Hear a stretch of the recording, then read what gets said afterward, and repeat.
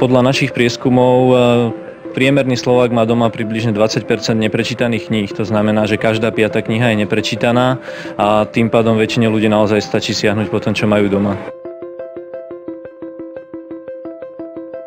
Deň založenia Martinusu sme vyhlásili za deň neprečítaných kníh, pretože si myslíme, že knihy by sa mali nielen kupovať, ale v prvom rade čítať.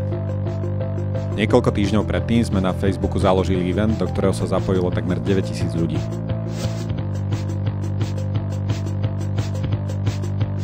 Presne 31.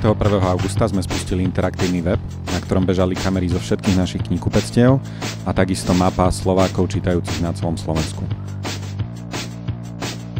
Deň neprečítaných kníh mal skvelú odozvu nielen medzi našimi fanúšikmi, ale i v médiách. Neodkladajte na zajtra, čo môžete urobiť dnes.